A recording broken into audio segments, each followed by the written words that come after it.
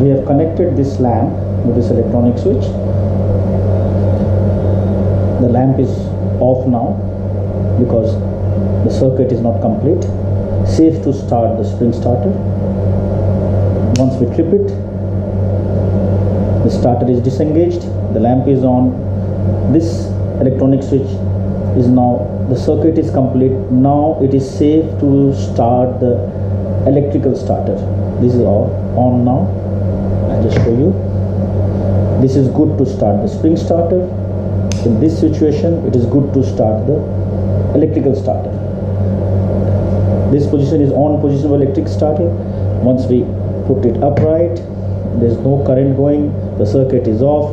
It's good for winding. We can wind the starter and use the spring starter.